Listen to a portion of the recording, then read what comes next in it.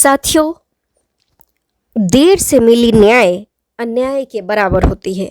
निश्चित रूप से बीएसएससी को आज नहीं तो कल माफीनामा दर्ज करना होगा।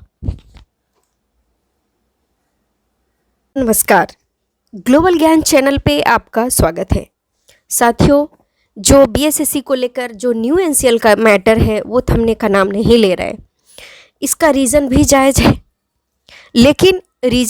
है, लेकिन आप किसी भी वैकेंसी के लिए आप 50 सालों के बाद अगर कोई भी चीज़ की मांग करते हैं तो वह चीज़ वास्तव में सही नहीं है और इस कारण यह अन्याय है। क्योंकि जिस वक्त वैकेंसी आई थी 2014 में, तो 2014 में जिस वक्त वैकेंसी आई थी, अगर इसकी ज्वाइनिंग 2016 तक होते 2017 तक मीन्स 1 से 2 साल में कोई भी वैकेंसी क्लियर कर दिया जाता है। बावजूद 7 साल तक कोई भी वैकेंसी चल रही होती है।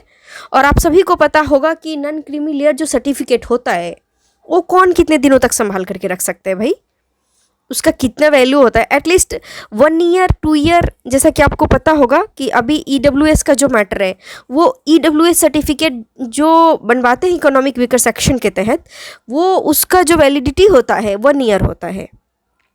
अब अभी मान लीजिए वैकेंसी आई है और ईडब्ल्यूएस सर्टिफिकेट 10 सालों के बाद वो ईडब्ल्यूएस सर्टिफिकेट मांगा जाए, तो बताइए ये अन्याय है कि न्याय है?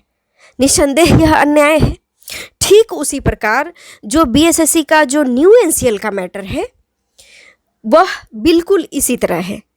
क्योंकि अगर जो एनसीएल का मैटर है ओल्ड एनसीएल का, और इसका हमें बहुत जल्द अगर न्याय मिल जाता, वास्तव में वह टू द पॉइंट फॉलो करता वैकेंसी को, तो निश्चित रूप से सब लोग एलिजिबल थे देने का। यह विवाद का कोई कारण ही नहीं बनता और आज जो इतना पेचीदा होते जा रही है चीज़ें वो नहीं हो पाती।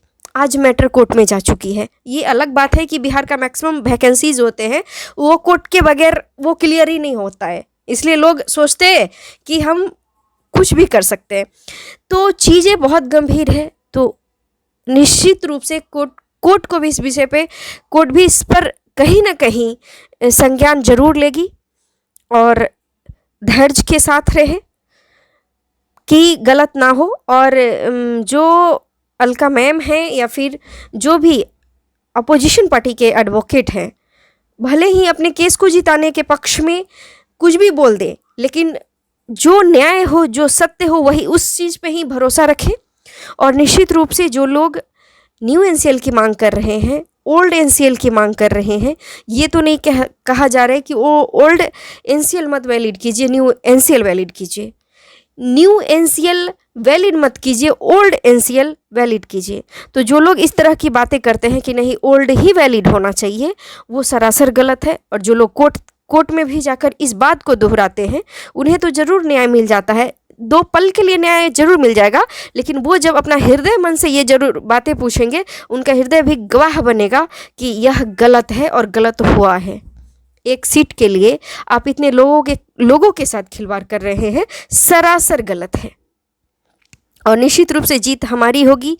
जो लोग न्याय के पक्ष में हैं, बीएसएससी कमीशन को अंततः इसको स्वीकार ही करना होगा कि उनका यह बहुत बड़ा यह काला इतिहास रचेगा।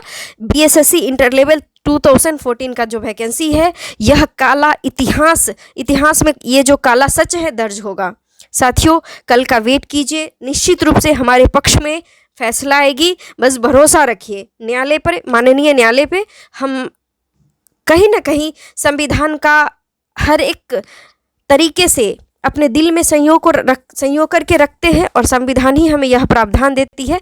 जब भी कभी हमारे साथ अन्याय होती है, गलत होती है, वह हमें जरूर न्याय की ओर रास्ता दिखाती है। साथियों, जय हिंद। आप भरोसा रखें, निश्चित रूप से ये प्रकृति और हर एक चीज़ हमारे पक्ष में होगी।